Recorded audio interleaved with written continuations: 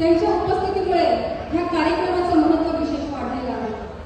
खालापूरच्या भूमीत आलेल्या प्रत्येक मान्यवराला मी स्वागत करते आणि आजचा हा वर्धापन दिन संघर्षाने लढलो.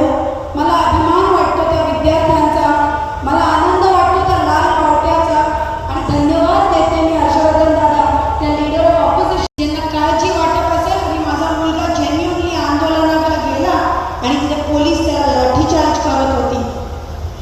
सोशल मीडियावर व्हिडिओ पाहिला आणि हर्षवर्धन दादा वोट चोरीवरती माझा विश्वास बसतो जेव्हा मी कंगनासारखी एखादी खासदार पार्लमेंटच्या दारात बघते. खऱ्या अर्थाने आपल्याला पुढचा लढा वेगळ्या अर्थाने घ्यायला लागेल. तो आपल्याला ईव्हीएम विरुद्ध घ्यायला लागेल, कारण की सगळीकडे वोट चोरी होते आणि जो लोकशाहीवादी आवाज आहे त्याला दाबायचा त्या ठिकाणी प्रयत्न करतो.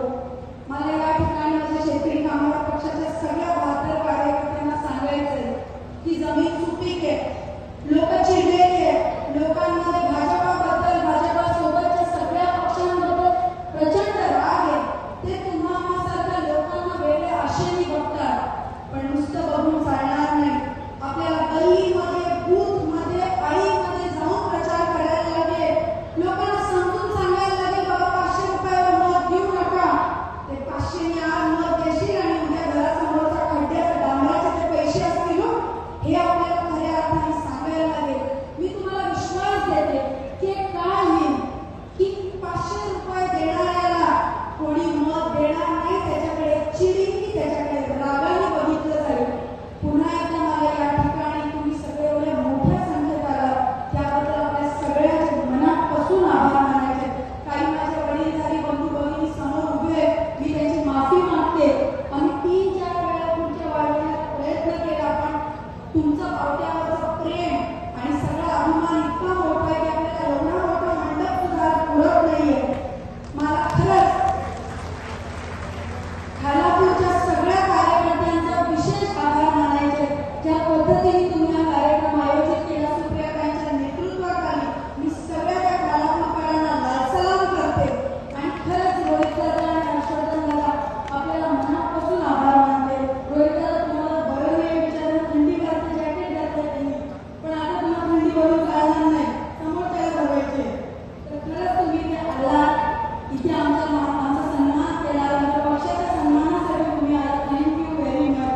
आणि भाईंना आणि बाबासाहेबांना या ठिकाणी आश्वासन देते, आम्ही भरपूर चुका करू, पण जी निष्ठा आहे, तो विचार आहे, तो कधी सोडणार नाही. आणि या पक्षाची आन बान शान या पद्धतीने आपण एवढंच या ठिकाणी बोलते आणि माझे वाढते दोन शब्द संपवते. धन्यवाद. या पक्षाबरोबर या पक्षाबरोबर प्रामाणिकपणे राहिला, मला इथं बोलवलं, मला तुमच्याशी चर्चा करता आली आणि तब्येत थोडीशी धरण असली तरी तुम्ही जी ऊर्जा इथं निर्माण केली त्या ऊर्जेकडे मला तुमच्याशी संवाद साधता आला, सर्व नेत्याशी संवाद साधता आला. याच्याच पद्धतीने येत्या काळामध्ये आपला हा जो संबंध आहे, घरगुती जो संबंध आहे, तो असाच त्या ठिकाणी आपण ठेवू आणि आपल्या विचाराच्या पक्षाला, काँग्रेस या सगळ्या पक्षाला आपल्याला येत्या काळामध्ये ताकद ही कशी देता येईल यासाठी एकत्रित आपण काम करूया. आणि राज्य सरकारमध्ये असणारे जे सर्व नेते त्यांचा अहंकार सुद्धा येत्या काळामध्ये आपल्याला मोडायचा आहे, त्यांना गुडघ्यावर त्या ठिकाणी त्याच्याबरोबर केंद्रीय मंत्र्यांना एकदा आपण गुडघ्यावर आणलंच आहे. उद्या जाऊन कुठलाही तुमच्या सर्वांचा महत्वाचा एखादा मुद्दा असेल ते एक जोडीने आपण लढल्यानंतर 100% त्या अहंकाराला आपण जमिनीवर आणल्याशिवाय होणार नाही. विश्वास व्यक्त करतो तुमच्याशी संवाद साधून खूप मनापासून आनंद झाला. एवढ्या मोठ्या ताकदीने तुम्ही सर्वजण इथे आला. परत एकदा तुमच्या वर्धापन दिनानिमित्त शुभेच्छा देतो. जय हिंद, जय महाराष्ट्र. माझा ताप गेला ही खऱ्या अर्थाने तुमच्या सर्वांची ताकद आहे. आज तुम्हा सर्वांना मार्गदर्शन करण्यासाठी फक्त आजच नाही तर अनेक वर्षांपासून भाई जयंत पाटील साहेब हे आपल्या सर्वांना मार्गदर्शन करत आलेले, मदत करत आलेले. बँक असू द्या, विविध संस्था असू द्या, जिल्हा परिषद असू द्या, सर्व युवांना, कार्यकर्त्यांना जेव्हा केव्हा मदत लागली त्यांनी तिथे मदत ती तुम्हा सर्वांना तिथे दिली आणि तुम्ही स्वावलंबी तिथे झालेला आहात आणि तुमच्या स्वतःच्या पायावर त्या ठिकाणी काँग्रेसचे प्रदेशाध्यक्ष यांच्याकडे आम्ही फार आदराने बघतो. हर्षवर्धन सपकाळ साहेब हे आज वेळात वेळ काढून तुम्हा सर्वांना भेटण्यासाठी आणि मार्गदर्शन करण्यासाठी इथं आले आहेत. त्याच्याचबरोबर अधिवेशनामध्ये आम्ही ज्यांच्याबरोबर काम करतो असे आमदार बाबासाहेब देशमुख, त्याच्याचबरोबर बाळारामजी पाटील साहेब, त्याच्याचबरोबर डॉक्टर अनिकेतजी देशमुख, हे दोन युवा कार्यकर्ते ज्या परिवारातून येतात त्या परिवाराचं खूप मोठं काम आहे. तुम्हाला माहिती आहे गणपत आबासाहेब यांनी खूप मोठं या भागामध्ये काम केलेलं आहे, पाण्यावर काम केलेलं आहे, शिक्षणावर काम केलेलं आहे आणि शेकापाचे खूप मोठे नेते ते त्या ठिकाणी तिथे राहिलेले आहेत. त्यांचेही मार्गदर्शन अनेक वर्ष आपल्या सर्वांना तिथं मिळालेलं आहे. चित्रलेखाताई पाटील, त्याच्याबरोबर मानसीताई म्हात्रे, तुम्ही काय केलं, वातावरण गरम केलं, त्यामुळे जॅकेट मला थोडंसं काढायला लागलं. त्याच्याबरोबर मानसीताई करतो आणि हा माझा आजाचा तो पक्ष आहे. हा पक्ष जेव्हा जिवंत राहील, वाढत राहील, तेव्हा मला माझ्या आजाची आठवण येत राहील आणि मला माझ्या आजाची आठवण जेव्हा जेव्हा येत राहील तेव्हा तेव्हा माझं डोकं हे ठिकाण्यावर येत राहील. वेळ झाला पाहिजे, सगळ्यांना 2-2 मिनिटं पाहिजे. मला एक गोष्ट आठवली, सांगतो राहू देतो पुढच्या आता आजाला जो माणूस विसरतो तो आपल्या भूतकाळाला विसरतो आणि जो समाज, जो पक्ष, जी व्यक्ती त्याला इतिहास माहीत नसतो, वर्तमानाचं ज्याला भान नसतं, त्याचं भविष्य हे बर्बाद झाल्याशिवाय राहत नाही. म्हणून अशा या खऱ्यांच्या भारतीय जनता पक्षाच्या विरोधात आपल्याला लढाई लढायची आहे. मी दलिंदर नावाचा एक शब्द नरेंद्रबद्दल वापरला, तुम्हाला सांगितलं की तुमची जीभ बसली. नरेंद्र हे खरोखर दलिंदर आहे. दलिंदर हा शब्द संस्कृत आहे, समजला नाही म्हणून मी नरेंद्र हे प्रमुख आहे म्हटलं. मात्र आज या अधिवेशनामध्ये नरेंद्र हे केवळ दलिंदरच नाही तर एफस्टीन फाईल मधला बिलंदर आहे आणि या विद्युत माणसाला खाली घेतल्याशिवाय आपण स्वस्थ बसायचं नाही हे आव्हान करतो. शेकापाला मी लाख कोटी कोटी शुभेच्छा देतो आणि तुफानाची तुम्ही दिवे आहात. उशक्काला होता होता काळ रात्र झाली, अरे पुन्हा कालिशाच्या पेटवा मशाली. शेकापाचा विचार हा पथदर्शक आहे. शेकापाचा विचार हा दीपस्तंभ आहे आणि या दीपस्तंभाची काँग्रेस पक्षाला, समाजाला, महाराष्ट्राला आवश्यकता आहे. त्याला कोटी कोटी शुभेच्छा देतो. थांबतो. धन्यवाद. लाल सलाम. सर्व पक्षीय लोकांच्या तितक्या भूमिपुत्रांची मागणी आहे. तिथे दोन्ही आमदार काय म्हणाले, आम्हाला जर नाव दिलं नाही तर मी राजीनामा करू. गांधी मुलांनी अन्नावर डोके लावून तुम्ही डोक्या देशामध्ये गांधीमध्ये घेणार का गांधीमध्ये घेणार त्याच्या विरोधात आपल्याला आवाज आणि तीव्र आंदोलन करावं लागेल. मला वाटतं ज्या पद्धतीची धुळ्या दुसऱ्या मुंबईला आपल्याला फसवणूक झाली, ती तिसऱ्या मुंबईला आपल्याला आपण मात्र आपल्याला करू नये. तुमची जबाबदारी आहे, तुमची जबाबदारी आहे. तुम्हाला बोलायला संधी कारण लोकांना तर भूक लागत असेल, पण लक्षात ठेवा, ते मुंबई, नवी मुंबई आणि पुरण आणि पनवेलकरांना आश्वासित करू इच्छितो. शेका पक्ष त्याच्यासाठी, मित्र पक्षाच्या सहकार्यानं आपण त्याच्यासाठी वेगळं आंदोलन या ठिकाणी उभं करू. म्हणून आम्ही काम करतोय आणि आजपर्यंत ज्या पक्षाच्या नेत्यांनी ज्या पद्धतीने काम केलं, ज्या निष्ठेने काम केलं, आम्हाला खूप प्राऊड फील होतं. आणि आज विद्यार्थी आंदोलनात सुद्धा जी भूमिका आमच्या सगळ्या नेते मंडळींनी घेतली, स्टुडंट्सच्या पाठीशी राहून, त्याच्याबद्दल खूप अभिमान आहे. आणि आज सगळीकडे लोक ग्रासलेली आहेत वाढत्या इलेक्ट्रिक बिलमुळे. म्हणजे जे ब्युटी पार्लर वालीचं बिल 3,000 यायचं ते आज 12,000 येतं आणि सगळीकडेच म्हणजे शेतकरी असो सगळ्यांचंच बिल येतंय आणि हे होतंय फक्त स्मार्ट मीटरमुळे. तर स्मार्ट मीटरच्या त्या न्यायासाठी सुद्धा आम्ही लढणार आहे. वाढत्या बिलाच्या न्यायासाठी आम्ही स्मार्ट मीटर विरुद्ध लढणार आहे. तर ही सगळ्या भूमिका खूप योग्य आहेत, लोकांच्या दैनंदिन जीवनातल्या आहेत आणि या सगळ्या लढ्यात सहभागी होताना खूप आनंद होतो.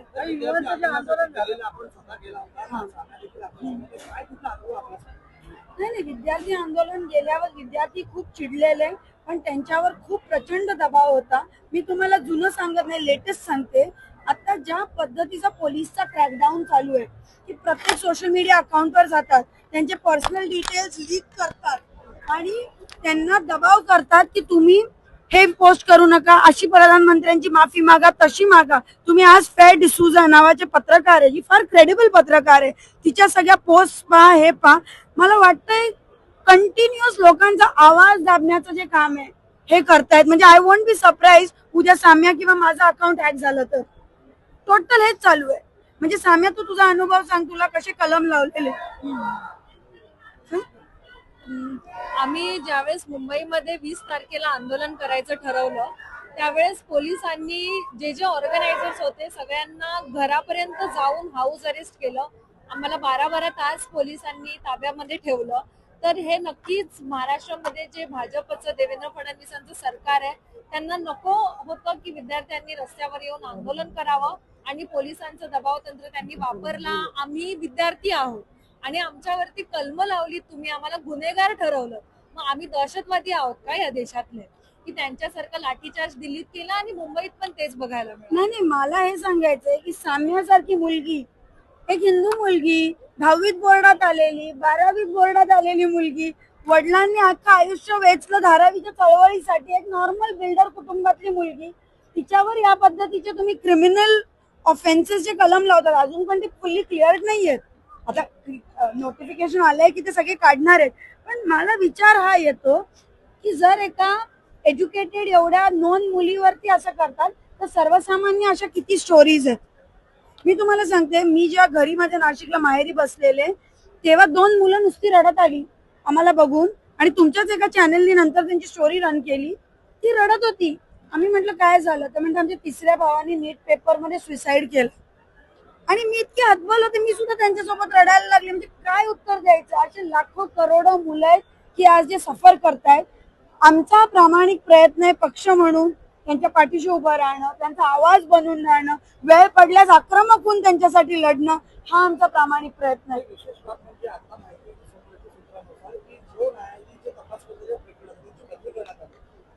हे नवं नाहीये ना. मला सांगा, या देशाच्या सरन्यायाधीश मुलांना कॉक्रोच बोलतो. जी शिंदे गट आणि शिवसेनेची केस चालू आहे त्याचा एवढा वर्ष निकाल लागत नाही. कपिल सिब्बलांचं काल तुम्ही आर्ग्युमेंट ऐकली असेल. तर पूर्ण सगळ्या व्यवस्था या लोकांनी ताब्यात घेतल्यात. India is already under a dictatorship threat. तर हा लढा फार मोठा होणार आहे, फार महत्वाचा आहे. म्हणजे आझादीचा लढा होणार आहे. धन्यवाद. काल प्रधानमंत्र्यांनी स्वतः एक व्हिडिओ पोस्ट केला आणि या सर्वांना ज्यांनी मला शिव्या दिल्या, माझ्या आईवडील शिव्या दिल्या, त्यांना मी माफ करतो असं एकंदरीत यावरती काय? सर्वप्रथम तुमची माफी मागितली कोणी? की तुम्ही कोण आलात आम्हाला माफ करायला? हा पहिला प्रश्न. दुसरा म्हणजे तुम्ही माफी मागितली पाहिजे, तुम्ही अकाउंटेबिलिटी घेतली पाहिजे, तुम्ही जबाबदारी घेतली पाहिजे. मी 100% या गोष्टीचा निषेध करते, निंदा करते की ते काही तुमच्यावर वल्गर कमेंट झाल्या, काही तुमच्यावर कौटुंबिक कमेंट झाल्या, त्या कोणावरही झाल्या नाही पाहिजे. ना तुमच्यावर, ना देशाच्या कुठल्याही नागरिकावर. कारण की पंतप्रधान होण्याच्या आधी तुम्ही सर्वप्रथम या देशाचे एक नागरिक आहात. ते नक्की त्याचा विरोध करते आणि त्या लोकांवर तुम्ही योग्य ती कारवाई करा.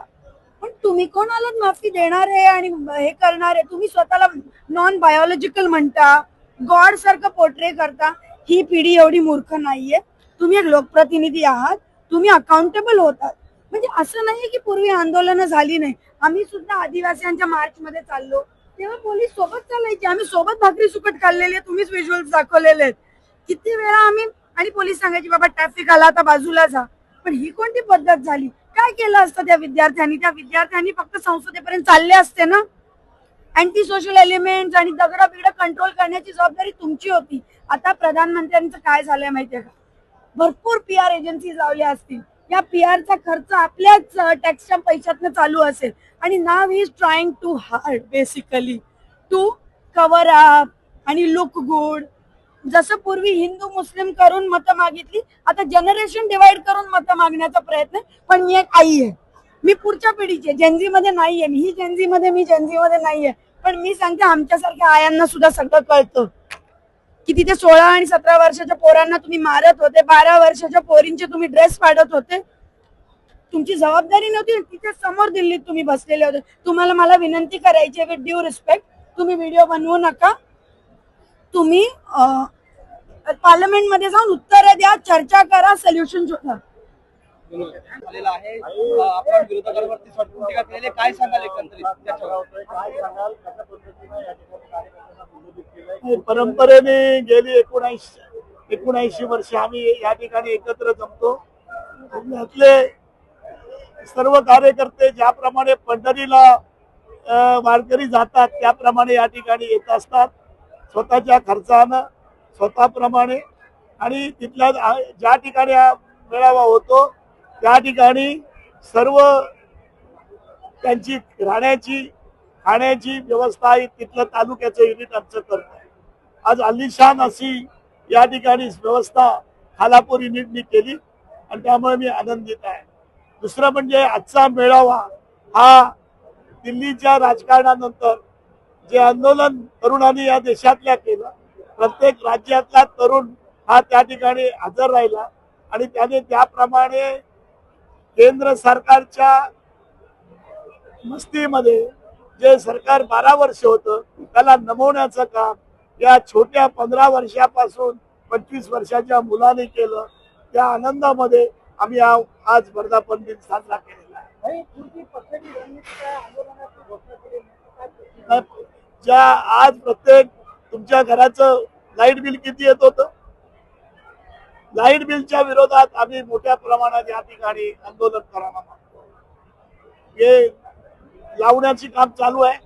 15-20 दिवसामध्ये लावण्या संपतील आणि त्याच्यानंतर आम्ही पुन्हा या ठिकाणी गावोगावी बैठक घेऊन या ठिकाणी ज्या पद्धतीची पूर्वव्यवस्था होती लाईटच्या बिलाची ती सुरू करायची. स्मार्ट मीटर रद्द झालं पाहिजे आणि पूर्वीचीच व्यवस्था ठेवली पाहिजे. कारण स्मार्ट मीटर लावण्यापासून की सर्वांनी काय वीज चोरलेली नाहीये, हे सगळं आपण वीज चोरत नव्हतो तरी त्याला दुप्पट तिप्पट बिल आलेलं आहे. तुमचं पण आलं असेल, तुम्ही प्रश्न विचारता, त्याच्या विरोधात पहिल्यांदा आम्ही आवाज उठवायला मागतो.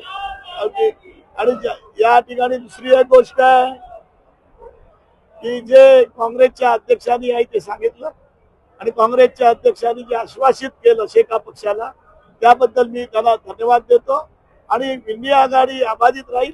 नुसती इंडिया आघाडी नाही तर सर्व इंडियाचे घटक पक्ष जे आहेत ते आमच्यासारखे छोटे पक्ष आहेत, ते पण आम्ही त्यांना न्याय देऊ.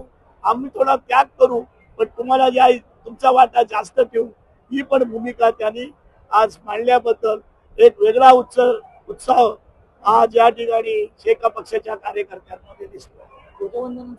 कार्यकर्त्याला दिला नाही, त्यांनी स्वतः या आंदोलनामध्ये भाग घेतला दोघींनी. पण साम्या सरोज होती आणि तिला पोलिसांनी जेलबंद ठेवलं तिच्या घरामध्ये. साम्या कोरडेला जेलबंद करून ठेवलं होतं. 3 दिवस सतत पोलिसांचा शब्द गराडा होता आणि त्या पद्धतीचं ते काम केलं. आणि एक अभ्यासू आणि तिने जो आमचं तत्वज्ञान आहे, बहुजनांचं राजकारण आहे, शाहू फुले आंबेडकर आणि मार्क्स लेनिन याच्यावर परिपूर्ण अभ्यास झालेली पहिली एक शेका पक्षाची तरुण कार्यकर्ती झालेली आहे, म्हणून तिला तो आम्ही मान दिलेला आहे.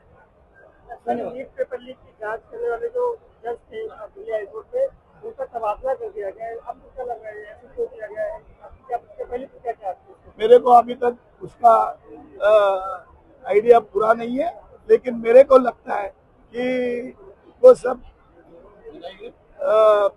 सांप्रत के मोदी और शाह की गवर्नमेंट ये फंसा रही है. ये ऐसी दिखाते हैं ऐसा करेंगे वैसा करेंगे तबाला करेंगे, ये सब गलत कर रहे हैं. और मेरे को लगता है कि अब ये बच्चे लोग सुनने वाले नहीं है. ये आंदोलन आगे बढ़ेगा और यशस्वी आंदोलन आज जो किया है उसने तो और उसकी ताकत अपने को बढ़ने वाली है. धन्यवाद. ते आघाडीच्या बाबतीत बोलायचं झालं तर आघाडीची अजून ती रणनीती नाहीये. पण देशातले युवा ज्यांनी नीटच्या बाबतीतले खूप मोठं आंदोलन या देशामध्ये उभं केलं होतं आणि ज्या आंदोलनाला बघून केंद्र सरकारचा अहंकार त्या ठिकाणी मोडला गेला होता, त्या युवांच्या संघटनेने आता निर्णय घेतलेला आहे की आपल्याला ईव्हीएम बद्दल एक आंदोलन त्या ठिकाणी करावं लागेल. पण सुरुवात करत असताना त्यांनी एक प्रश्न विचारलाय की आता ईव्हीएम बद्दल आपलं मत काय, आणि खाली जर आपण वाचलं तर सगळ्यांचंच मत आलंय ईव्हीएम हे लोकशाहीच्या विरोधात आहे, संविधानाच्या विरोधात आहे. त्याच्यामध्ये अनेक लोकांना कन्फ्युजन आहे आणि लोकशाहीमध्ये कन्फ्युजन हे कधी त्या ठिकाणी योग्य नसतं. जर कन्फ्युजन असेल तर लोकांना विश्वासात घेऊन जसं पूर्वी तिथं चिठ्ठीवर त्या ठिकाणी आपल्याला बॅलेट पेपरवर तिथं मतदान केलं जात होतं तसंच मतदान केलं जावं असं युवांची मागणी आहे.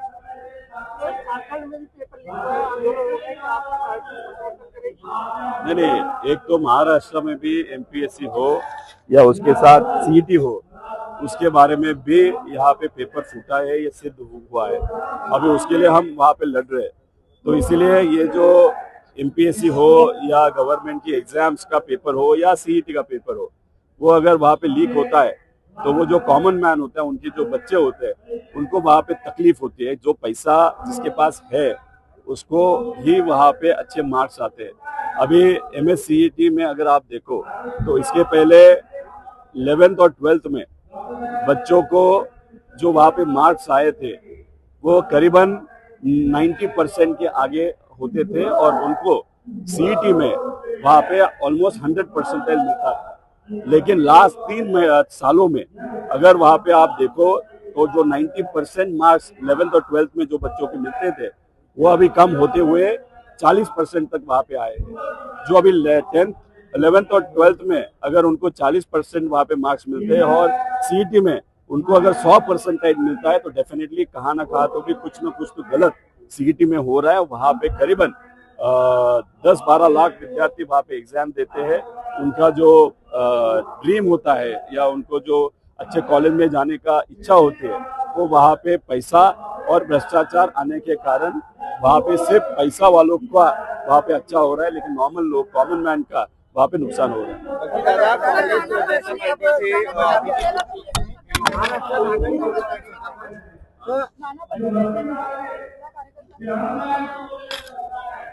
कशासाठी त्यांनी पाहिजे हे आपल्याला बघावं लागेल.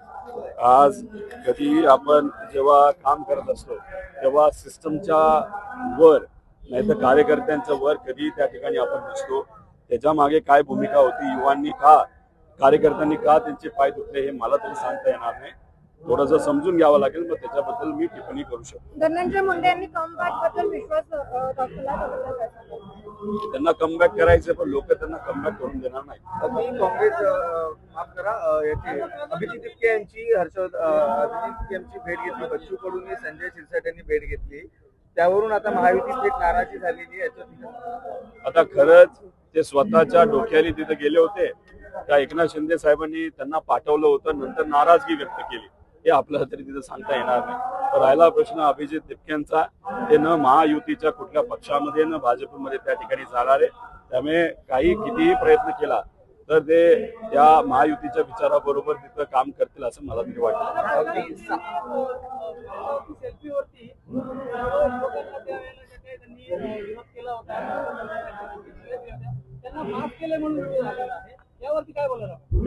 बघा तिथं जे काय तिथं हे झालं होतं, मुलांना तिथं मारण्यात आलं होतं, लाठीचार्ज झाला होता, खेळ्यांनी मारण्यात आलं होतं. बीजेपीचे कार्यकर्ते, पोलीस सोडा, बीजेपीच्या कार्यकर्त्यांनी सुद्धा युवांना तिथं मारहाण केली होती. पहिलं या सर्व नेत्यांनी, अमित शाह साहेब असतील, मोदी साहेब असतील, युवांची तिथं त्यांनी दिलगिरी व्यक्त केली पाहिजे. सुरुवात तिथून होऊ शकते.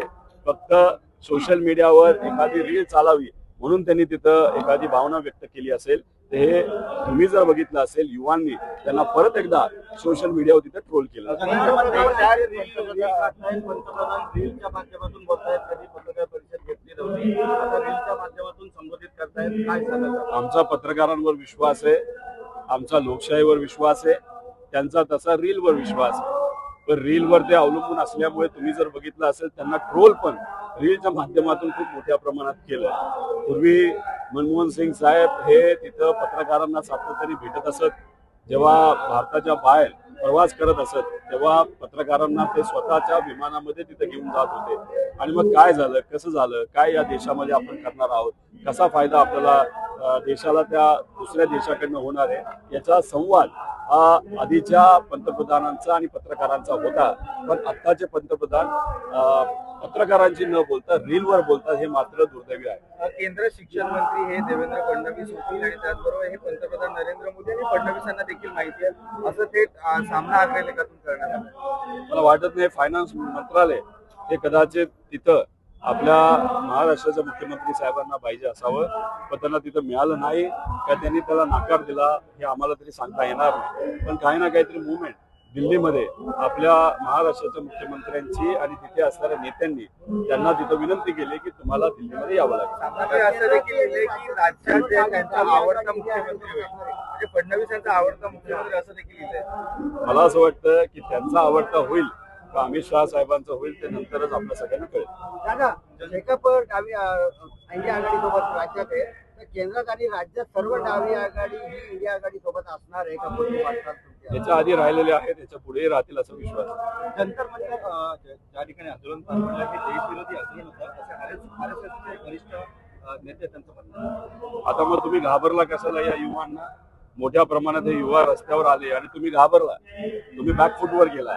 मग कुठं ना कुठं तरी या युवा शक्तीला तुम्ही घाबरला. आणि आता जेव्हा युवा शक्ती आता आपापल्या घरी गेलेल्या आहे तेव्हा तुम्ही आता धीटपणा दाखवत त्या युवांवर जर बोलत असाल तर त्याला धीटपणा आपण म्हणत नाही, त्याला घाबरूटपणा आपण नक्कीच तिथं म्हणू शकतो. अभिजित टिपके आहेत हे भारगावी शिकले, अमेरिकेत शिकले, त्यांचा खर्च एवढा कसा यासाठी एक आयडिया देखील टाकण्यात आलेला आहे. अभिजित टिपके यांचे वडील एक वरिष्ठ अभियंता आहे, त्यांचा पगार 65 ते 70,000 आहे. भारगावी तर बघा, तुम्ही ज्या मोठ्या कलाकार त्यांचं नाव मी विसरलो, त्यांनी युवांबद्दल आणि महिलांबद्दल भाजपच्या खासदार तरी अतिशय खालच्या लेवलला जाऊन तिथे स्टेटमेंट केलं.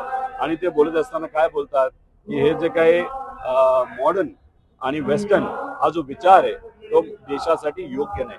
पण या देशामध्ये अनेक असे मंत्री आहेत भाजपचे ज्यांची मुलं हे अमेरिकेमध्ये आणि लंडनमध्ये तिथं अभ्यास करत आहेत, शिक्षण घेत आहेत. त्याचा विरोध आम्ही करत नाही. त्यामुळे भाजपचे दाखवायचे दात वेगळे आणि खायचे दात वेगळे. आता अभिजित हे बाहेर शिकला असेल तर काय अडचण आहे, त्याला स्कॉलरशिप मिळाली असेल ना तर कसंही मिळालं असेल ते नंतर त्या ठिकाणी आपल्या सगळ्यांना कळेल. रोहित, आता नवी मुंबईत पुन्हा महायुतीने खेळा पाहायला मिळतो. स्पष्ट योजना आहे, मात्र बरेच नाईक त्या योजनेवर सध्या नाराज आहेत. त्यांच्यात वाद आहेत. भाजप आणि एकनाथ शिंदे साहेबांचा पक्ष हा विविध शहरांमध्ये मतदारसंघामध्ये आपापल्या विरोधात त्या ठिकाणी काम करताना बघितलेलं आहे. नवी मुंबईमध्ये तसंच काम हे भाजप विरुद्ध एकनाथ शिंदे साहेबांचा पक्ष हे तिथे सुरू आहे. याच्या आधी सुद्धा आपण बघितलेलं आहे. सर, एक स्थानिक प्रश्न आहे. आठवडाभरापूर्वी स्थानिक आमदार महेंद्र थोरवे यांनी महावितरण अधिकाऱ्यांना कानाखाली लावेल असं वक्तव्य केलेलं आहे, त्याबद्दल काय सांगू? हे चुकीचं वक्तव्य आहे. अधिकाऱ्यांबद्दल असं बोलणं हे योग्य नाही. तुम्ही सत्तेत आहात, सत्तेत असेल तर तुम्ही अधिकारी तुमचं काम केलं पाहिजे. पण तुम्ही कानाखाली मारणार अशी भाषा जर करत असाल तर हे योग्य नाही. उंबरनेवाडीवरती देखील आपण हे वक्तव्य केलं होतं, पण महेश पाटील जे स्थानिक आहेत ते मात्र याकडे अद्यापही लक्ष देताना पावत मिळत, त्यांना नेमकं काय सल्ला द्यायला? काय उंबरनेवाडीचं दुर्गाबाईला आपण ट्विट केलं.